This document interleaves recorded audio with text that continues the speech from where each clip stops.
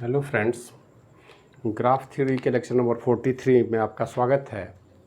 अभी डिस्कशन हम लोग ग्राफ थ्योरी पर कर रहे हैं। ये डिस्क्रीट मैथमेटिक्स के कंटिन्यूएशन में लेक्चर है और आज हम लोग कुछ इम्पॉर्टेंट पॉइंट जो ग्राफ से रिलेटेड है उन पर डिस्कशन करेंगे। सबसे पहला पॉइंट होता है कनेक्टेडनेस बिटवीन ग्राफ।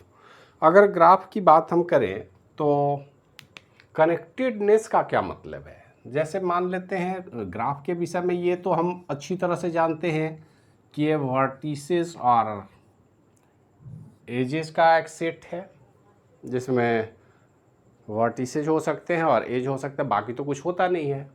लेकिन ये कनेक्टेडनेस टर्म क्या कहता है, तो देखिए कनेक्टेडनेस टर्म का मतलब है कि मान लेते हैं हमारे पास इस तरह के कोई ग्राफ हैं और इनके बीच कुछ कनेक्शन है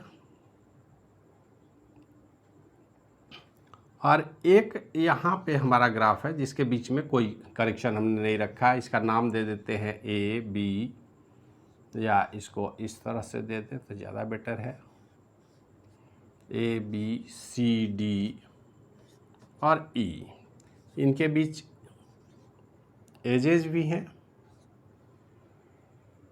अब देखिए कनेक्टेडनेस कहता क्या है कि a graph is connected if there is a path between every pair of distinct vertices of the graph। क्या इस ग्राफ को हम कनेक्टेड बोलेंगे? कनेक्टेड तो हम बिल्कुल नहीं बोल सकते, क्योंकि इसमें एक ऐसा नोड या वर्टिसेस है जिसके पास कोई कनेक्शन नहीं है। लेकिन हाँ, यदि हम इसको ऐसे जोड़ दें तो क्या सारे वर्टेक्स आपस में जुड़ गए? अगर आपस में जुड़े हुए हैं तो इनको हम बोल सकते हैं कनेक्टेड ग्राफ। तो ग्राफ के सारे वर्टेक्स अगर आपस में जुड़े हुए हों उन्हीं को हम बोलते हैं कनेक्टेडनेस। इसलिए वेरी सिंपल डेफिनेशन है कि graph is connected if there is a path between every pair of distinct vertices of the graph. अब कहीं किसी भी वर्टेक्स से किसी भी वर्टेक्स पर आप ट्रेवल कर सकते हैं, लेकिन यदि एक और नोड हम लगा दें, अब यहां तक हम पहुंच सकते हैं क्या? अगर हम कहीं से भी चले, लेकिन यहां तक पहुंचने का तो कोई हमारे पास रास्ता नहीं है, क्योंकि यहां कोई एज कनेक्ट ही नहीं करता। तो यदि इस तरह के ग्राफ हों जिसमें एक दो या उससे अधिक वर्टेक्स ऐसे हों जहां तक कोई एज कनेक्शन नहीं हो, तो इनको हम कनेक्टेड ग्राफ नहीं बोल सकते। तो ग्राफ हमारे पास ऐसा भी हो सकता है कि ये ग्राफ अपने आप में कनेक्टेड हो। तो ये अगर पूरे को हम एक ग्राफ मानेंगे तो हमारे पास ए टू एच तक के एज हैं, ए से एच तक के वर्टेक्स है, A B C D E F G H, ये सारे वर्टेक्स हैं और इनके बीच अलग अलग एज भी हैं। आप देखें ए बी सी, इसका नाम हम डी रख लेते हैं, इसका ई, इसका एफ और इसका जी। तो इसका मतलब है कि ये ग्राफ तो है, डिफरेंट वर्टिसेज भी हैं, एजेज भी हैं, लेकिन ये आपस में कनेक्टेड नहीं है, दो पार्ट में फ्रेगमेंटेड है ग्राफ हैं।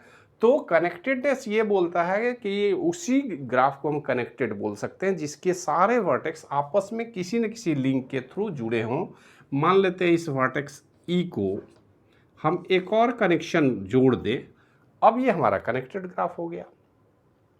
तो इस बात को ध्यान में रखेंगे आप कि कनेक्शन है, अगर सारे वर्टेक्स आपस में जुड़े हैं तभी ग्राफ को कनेक्टेड बोला जाएगा।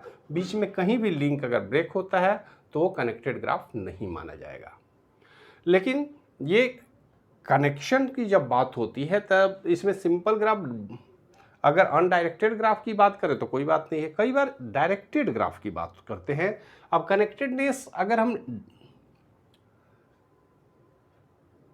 डायरेक्टेड ग्राफ की बात करें तो क्या होगा, तो डायरेक्टेड ग्राफ का कॉन्सेप्ट क्या कहता है। अब यहाँ पर ये इन एक साथ आ गया इसलिए आपको दिक्कत होगी, यहाँ पर हम कर दें इन डायरेक्टेड ग्राफ्स। कनेक्टेडनेस इन डायरेक्टेड ग्राफ। अब डायरेक्टेड ग्राफ क्या कहता है कि हमारे पास जो ग्राफ होगा उसमें डायरेक्शन होगी, जो भी एज होगा उसमें डायरेक्शन की बात हम करेंगे। तो इसको इतना कॉम्प्लेक्स नहीं बनाते हुए थोड़ा और सिंपल हम करें ताकि हमको समझने में कोई दिक्कत ना हो। और इस पर अगर हम विचार करेंगे तो ज़रा सा आप देखें, मान लेते हैं इसको हमने जोड़ दिया, लेकिन अब हम बात उसकी नहीं कर रहे, अब हम डायरेक्शन की बात करेंगे। मान लेते हैं ये हमारा डायरेक्शन है,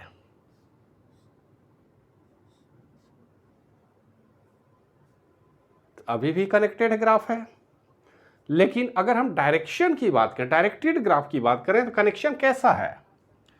क्या हम डी से बी की तरफ जा सकते हैं? डी से हम बी तक पहुंच सकते हैं। आप देखें यहां से अगर सी तक आए तो आगे बढ़ने का रास्ता नहीं है, क्योंकि ये तो यूनिडायरेक्शन है, यहां से आगे जा नहीं सकते आप। अगर बी से हम चलना चाहें तो ज़्यादा से ज़्यादा हम सी तक आएंगे, डी तक हम कभी नहीं पहुंच सकते हैं। ए से हम बी तक आ सकते हैं, सी तक आ सकते हैं, फिर डी तक आ सकते हैं, फिर सी तक जा सकते हैं, लेकिन ए से हम सब जगह मूव करने की स्थिति में हैं, ये हम कह सकते हैं। लेकिन ऐसा नहीं है कि आप ए को अगर छोड़ दें तो बाकी किसी भी वर्टेक्स से कहीं ट्रैवल नहीं कर सकते हैं। तो ये ग्राफ क्या कनेक्टेड है? बिल्कुल कनेक्टेड है, लेकिन इस कनेक्शन को, इस तरह के कनेक्शन को हम बोलते हैं weakly connected. Weakly connected graph. Weakly connected graph क्या बोलता है? If there is no path between every two vertices in the graph. अब डायरेक्ट पाथ नहीं है, सबके लिए पाथ नहीं है। पाथ भले ही एक के लिए है, डी के लिए कोई हमारे पास पाथ नहीं है, सी के लिए पाथ नहीं है, बी के पास सिर्फ सी तक मूव करने का पाथ है और कहीं नहीं जा सकते हैं। तो इसका मतलब है कि ये वीकली कनेक्टेड तो है, सारे ग्राफ के वर्टिसेज आपस में जुड़े हुए हैं, लेकिन ये कनेक्शन वीक है। तो इस तरह के कनेक्शन को हम बोलते हैं वीकली कनेक्टेड ग्राफ। और अगर इसी में हम ऐसा काम करें, हम बोले यूनिलेटरली कनेक्टेड ग्राफ। अब ये देखिए कॉन्सेप्ट क्या कहता है, यूनिलेटरली मतलब कम से कम एक पाथ ऐसा हो जिससे अगर इसका डायरेक्शन हम इधर से मोड़ दें तब क्या होगा। आप देखें ए से डी, डी से सी, सी से बी तक हम आ गए, फिर वापस हम नहीं लौट पाएंगे। इस रास्ते से हमारे पास यहाँ तक हम सारे वर्टेक्स को तो मूव कर गए, वापस नहीं लौट पा रहे हैं। तो इस तरह के कनेक्शन को हम बोलते हैं unilaterally connected graph. If there is at least one directed path in between vertices, कम से कम एक पाथ ऐसा है जहां से चल के हम सीधे हर वर्टेक्स को मूव कर सकते हैं। अब ये अलग बात है कि इसके बाद अगर यहां से कहीं जाना चाहें तो संभव नहीं है। तो अगर ऐसा संभव नहीं है, इसका मतलब है यहां भी थोड़ा प्रॉब्लम है। ये बहुत पावरफुल तो कनेक्शन नहीं कहा जाएगा। अब इसी कनेक्शन को थोड़ा और इंप्रूव करते हुए अगर हम ऐसा कर दें, अगर इसको इस तरह से हम मोड़ दें तब क्या होगा जरा आप देखें। अब हम ए से चलना चाहें तो हमारा पाथ क्या होगा, A to D, D to C, C to B, then B to A. अब एक साइकिल बन गया। साइकिल बनने का मतलब हम चाहें तो डी से भी मूव कर सकते हैं, डी से सी जाएंगे, सी से बी जाएंगे, बी से ए जाएंगे, ए से फिर डी पर आ जाएंगे। यदि हम सी से मूव करना चाहें तो सी, बी, ए, डी, फिर से सी। अगर बी से मूवमेंट हम शुरू करें तो B to A, A to D, D to C और देन सी टू बी। तो ये इस कनेक्शन को जरा गौर से देखें। तो इस कनेक्शन को अगर ऐसा है, इस तरह का अगर डायरेक्टेड पाथ हो तो इसको हम लोग बोलते हैं स्ट्रांगली कनेक्टेड ग्राफ।